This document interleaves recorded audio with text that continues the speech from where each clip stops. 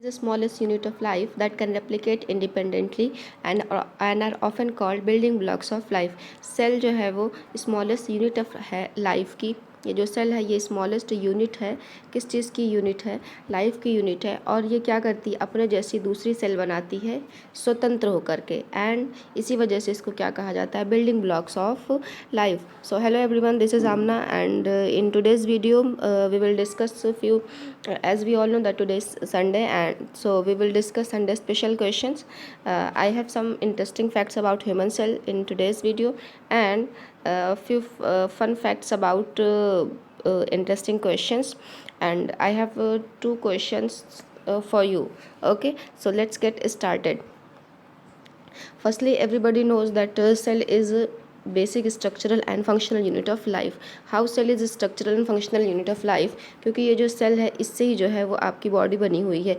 जब आप 0 ईयर के थे, जब आप 2 ईयर के थे, अब इस वक्त अगर आप जितने भी एज के हो, 15, 16, whatever the age is yours, तो यानी कि आप छोटे से बड़े हो गए। तो ये जो छोटे से बड़े हुए हैं ये किस वजह से हुए हैं? क्योंकि आपकी जो बॉडी है ये एक गोल से स्ट्रक्चर, या स्ट्रक्चर चेंज भी हो सकता है इसका, तो उससे बनी हुई है। और इस सेल के पास ये एबिलिटी है कि ये एक पूरी बॉडी का फॉर्मेशन कर सकती है। इसी वजह से सेल को कहा जाता है structural and functional unit of life. Structural इस वजह से कहा गया क्योंकि ये क्या कर रही है? पूरी बॉडी का फॉर्मेशन कर रही है, यानी कि स्ट्रक्चर बना रही है। सही है। अब स्ट्रक्चर बनाने के बाद आप एक जगह पे खड़े तो नहीं है, यहाँ से वहाँ जा रहे हैं। जब आप 5 साल के हैं तो स्कूल में मतलब एज के हिसाब से भी और अकॉर्डिंग टू लाइफ के हिसाब से भी आप यहाँ वहाँ जा भी रहे हैं। ठीक है, एक जगह पे आप रुके हुए नहीं हैं, तो यानी कि आप क्या कर रहे हैं? फंक्शन भी कर रहे हैं। तो ये जो सेल है ये स्ट्रक्चर भी आपका बना रही है। ठीक है, स्ट्रक्चर भी बना रही है, आपको क्या कर रही है? फंक्शन करने के लिए भी एबल बना रही है। और ये क्या कर रही है? बिल्डिंग ब्लॉक है, यानी कि आपकी बॉडी का फॉर्मेशन भी कर रही है। सही है। तो यानी कि ये जो सेल है इसी वजह से इसको कहा जाता है structural and functional unit of life. अब ये जो सेल है इसके अंदर ऑब्वियस सी बात है कुछ ना कुछ चीज़ें प्रेजेंट होंगी जिसकी वजह से ये ऐसा काम कर पा रही है। तो हाँ, इसके अंदर कुछ ऐसी चीज़ें प्रेजेंट हैं जो इसको कंट्रोल कर रही हैं, जो इसको एक सेल से 2 सेल बनाने में हेल्प कर रही हैं। तो एक तो बाहर, ये तो क्लास में हम डिस्कस कर चुके हैं, तो आज तो इंटरेस्टिंग फैक्ट्स का दिन है।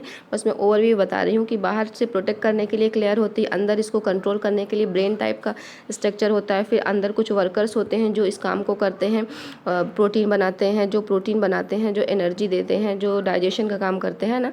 तो सारी चीज़ें प्रेजेंट है इसके अंदर, इसी वजह से ये ऐसा काम कर पा रही है। तो ये सारी चीज़ें हमने ऑलरेडी क्लास में डिस्कस करी हुई है। आज संडे है तो संडे के लिए आज क्लास ऑफ था आपका ऑनलाइन, तो संडे के लिए कुछ क्वेश्चंस थे मेरे पास जो कि इंटरेस्टिंग भी हैं, क्योंकि सेल वैसे ही इंटरेस्टिंग है। ठीक है, तो सबसे पहला क्वेश्चन जो है आपका, इसको आप फन फैक्ट्स में ऐसे नोट भी कर सकते हैं।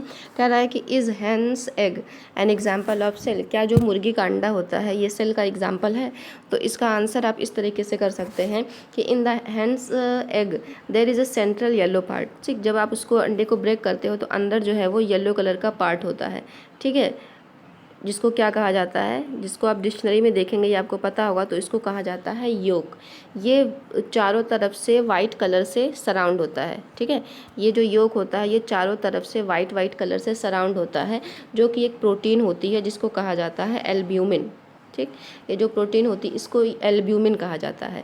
अब दो चीज़ें आपको पता चली कि ये जो एग है, सबसे पहले आपको पता चला कि ये जो एग है इसके अंदर एक गोल सा पार्ट होता है, ये तो ऑब्वियस सबको पता है। अब इस पार्ट को, येलो वाले पार्ट को क्या कहा जाता है? YOL के योग कहा जाता है। ठीक, क्लियर हो गया।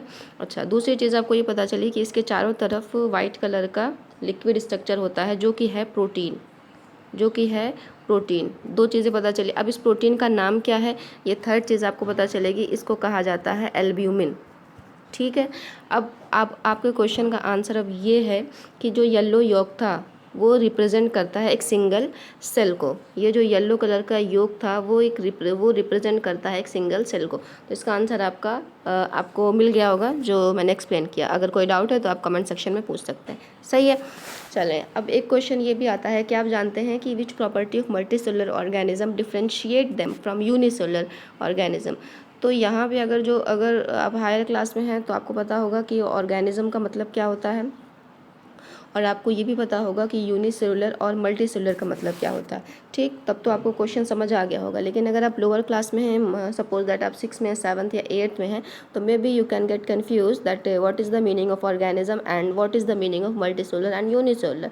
सो let me explain what is the meaning of uni and multi cellular. Firstly I let you know that what is the meaning of organism. Organism हर वो चीज़ ऑर्गेनिज्म है, ठीक है, हर वो चीज़ ऑर्गेनिज्म है या हर वो चीज़ लिविंग है जो क्या कर सकती है, जो मूव कर सकती है, जो रीप्रोड्यूस कर सकती है, ठीक है, और जो क्या कर सकती है, स्टिमुलस का रिस्पॉन्स कर सकती है। तो जो चीज़ें ये तीनों काम करेंगे, और भी कुछ क्राइटेरिया हैं ऑर्गेनिज्म के, लेकिन कुछ चीज़ें मेन होती है जिसके बिना जो है पॉसिबिलिटी नहीं है। तो मेटाबॉलिज्म एक होता है, ठीक, लाइफ प्रोसेस की सारी चीज़ें होती हैं। तो जो ये तीनों काम करेगा वो ऑर्गेनिज्म है। अब सपोज दैट जैसे आप हैं, अब आप हैं, अब आप क्या करते हैं, आप मूव तो करते हैं, जाहिर सी बात है, एक जगह बैठे तो नहीं रहते ना। और जैसे प्लांट है वो भी क्या करता है, मूव करता है, लेकिन वो एक डायरेक्शन में मूव करता है। आप हर जगह मूव कर सकते हैं। अब जैसे ये प्लांट है, ज़मीन के अंदर इसकी रूट है, सही है, अब ये ऊपर की तरफ ग्रोथ कर रहा है, लीफ निकल रही है, ऊपर की तरफ जा रहा है, फ्लावर निकल रहा है ऊपर की तरफ, रूट नीचे की तरफ, तो ये तो मूव तो कर रहा है, तो यानी कि ये भी एक ऑर्गेनिज्म है। अब दूसरी प्रॉपर्टी क्या है कि जो स्टिमुलस का रिस्पॉन्स करेगा, जो स्टिमुलस का रिस्पॉन्स करेगा, स्टिमुलस का मतलब होता है कि हर वो चीज़ जिसकी वजह से आपकी बॉडी का एनवायरनमेंट जो है वो चेंज हो जाए। अब प्लांट को हम अगर सनलाइट दे दें, ठीक, तो ये ग्रो करना शुरू कर देगा। अगर प्लांट को सनलाइट ना मिले तो ये ड्राई हो जाएगा, या पानी ना दे तो ड्राई हो जाएगा। तो ये बॉडी प्लांट जो है वो किस चीज़ से रिस्पॉन्स कर रहा है, सनलाइट से, सनलाइट की वजह से ग्रो कर रहा है। तो यानी कि सनलाइट जो है वो स्टिमुलस का काम कर रही है, उसका रिस्पॉन्स ये कर रहा है ना। अब आप जो है, आप यहाँ पे खेल रहे हैं, सपोज दैट अब क्या किया, आप यहाँ पे खेल रहे हैं, होमवर्क आपने नहीं किया है, आपके फादर आए तो आप भाग करके रूम में बैठ गए और वर्क करने लगे। तो यानी कि आपके फादर जो है वो स्टिमुलस का काम कर रहे हैं, जिसकी वजह से आपकी बॉडी का जो एनवायरनमेंट था वो चेंज हो गया। खेलने से आप लिखने लगे, ठीक, ये तो समझने के लिए बेसिक था। वैसे स्टिमुलस का एक्सप्लेनेशन और डिटेल में भी है। तो जो स्टिमुलस का रिस्पॉन्स करेगा, जो मूव करेगा और जो रिप्रोड्यूस कर सकता है, मतलब ये जो एक प्लांट है, एक प्लांट से हम क्या कर सकते हैं, 10 प्लांट बना सकते हैं ना, सीड के थ्रू। एग्रीकल्चर चैप्टर में मैं पढ़ाऊंगी आपको। तो ये जो रिप्रोड्यूस किया, तो यानी कि 3 चीज़ जो करता है वो ऑर्गेनिज्म है। अब क्या हुआ कि अब ऑर्गेनिज्म की जो बॉडी है वो एक सेल से बन के बनी होती है। अगर एक सेल से बनी है तो वो क्या हो गया भाई, यूनिसेलुलर हो गया। अगर वो एक कई सेल से बनी हुई है तो वो मल्टी सेलुलर हो गया। एक सेल से वो बनेगा जो स्मॉलेस्ट होगा। हमारी बॉडी जो है वो मल्टी सेलुलर से बनी, क्योंकि हम जो है वो कॉम्प्लेक्स हैं, हम जो है वो कॉम्प्लेक्स है, हमारी बॉडी जो है वो सबसे कॉम्प्लिकेटेड है। हमने जो है वो पूरी मशीनों को बनाया हुआ है, इंसानों ने ही जो है वो ज़मीन के अंदर से और सुरंग बनाई हुई है, समुद्र के अंदर से पाइपलाइन गई हुई है ना। यहाँ से आप बैठे अमेरिका बात कर ले रहे हैं, तो ये सारी चीज़ें जो है वो ह्यूमन ने की हुई हैं, क्योंकि वो सबसे एडवांस है और उसकी बॉडी सबसे ज़्यादा कॉम्प्लिकेटेड है और वो मल्टी सेलुलर है। इतने सारे काम करने के लिए एक सेल सफिशिएंट नहीं है ना। तो बॉडी जो है वो मल्टी सेलुलर से बनी हुई है, बहुत सारे सेल से मिलकर के बनी हुई, इसी वजह से हमारे पास इतनी एबिलिटी है सारे कामों को करने की। लेकिन बैक्टीरिया जो है वो छोटा सा है, दिखता भी नहीं है ना। अमीबा जो है वो छोटा सा है, दिखता भी नहीं है। तो ये सारे लोग जो हैं, छोटे छोटे लोग जो हैं, मेनली जो माइक्रोब्स होते हैं, उनकी बॉडी एक सेल से बनी होती है, इसलिए वो यूनिसेलुलर है। तो आई होप कि आपको क्वेश्चन समझ आ गया होगा कि क्या कहा जा रहा है। प्रॉपर्टी मल्टी सेलुलर ऑर्गेनिज्म, मतलब मल्टी सेलुलर क्या होता है, यूनिसेलुलर क्या होता है और ऑर्गेनिज्म क्या होता है, तो ये आपको समझ आ गया होगा। अब क्वेश्चन समझना बड़ा ज़रूरी है कि कौन सी ऐसी प्रॉपर्टी है, कौन सा ऐसा काम है जो मल्टी सेलुलर ऑर्गेनिज्म को डिफ्रेंशिएट करता है यूनिसेलुलर ऑर्गेनिज्म से, ठीक है। तो अच्छा, अब एक टर्म होता है जिसको कहा जाता है डिवीज़न ऑफ लेबर, ठीक है। एक टर्म होता है जिसको कहा जाता है division of labour. Division of labour की वजह से मल्टी सेलुलर और यूनिसेलुलर जो होते हैं एक दूसरे से डिफरेंट होते हैं। डिवीज़न ऑफ लेबर, ठीक। तो ये जो डिवीज़न ऑफ लेबर यानी कि काम को बांटने की वजह से, जैसे अब आपकी बॉडी है, ठीक, सपोज दैट ये आपकी बॉडी है, तो आपकी बॉडी में जो डाइजेशन का काम हो रहा है, यानी कि खाना खा रहे हैं वो डाइजेस्ट पच रहा है। ऐसा नहीं हो रहा है कि आप सांस लें, अंदर जाए, रिस्पायरेशन का काम हो, उसके बाद डाइजेशन हो, सब काम साथ में हो रहा है, ठीक है। रिस्पायरेशन का काम हो रहा है, सांस ले रहे हैं, अंदर आ रही बाहर जा रही है। एक्सक्रीशन का भी काम इसी लगे हाथ हो रहा है, सही है, बॉडी मूव भी कर रही है, आप सोच भी रहे हैं, सारा कुछ जो है वो आप कर रहे हैं। तो ये सारे काम जो है वो सेल जो है क्या करती है, अपने आप को ग्रुप में बांटती है, और ग्रुप में बांटने के बाद उस ग्रुप को एक स्पेसिफिक ऑर्गन में बना देती है। उसके बाद सारे को एक एक काम देती है कि आपने ये काम करना है, आपने ये काम करना है। तो ये सारे जो काम बांटे गए इसी को कहा जाता है डिवीज़न ऑफ लेबर।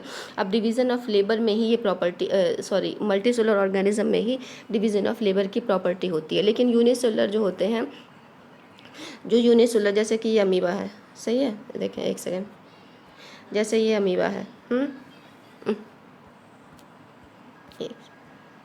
अब सपोज दैट ये अमीबा जी की बॉडी तो एक कैसल से बनी हुई है। अब ये क्या कर रहे हैं, इनको रिस्पायरेशन भी करना है, यानी कि अपने खाना पचाना भी है और फूड को ब्रेक भी करना है, इनको डाइजेशन भी करना है, इनको एक्सक्रीशन भी करना है। तो इनकी बॉडी जो है, सारा काम जो है बॉडी का वो एक ही सेल कर रहा है, ठीक। तो इस वजह से यूनिसेलुलर जो होते हैं वो मल्टी सेलुलर से डिफ्रेंशिएट होते हैं। तो इसका सिंपल वन लाइन, अगर आप if you want to write answer in one line, then you can simply write due to division of labour. You can simply write due to division of labor. Okay, but if you if the same question came in exam like 3 marks or 2 marks, then you can write further and you can explain like multicellular organism like us have to work so many functions, that is why our body is made up of multicellular. You can write. Okay, so अगर कोई आपको doubt है तो पूछ लें। Is goodbye, take care, have a healthy day and have a productive day too. और ये भी कर दीजिएगा, ठीक है, चले, गुड बाय।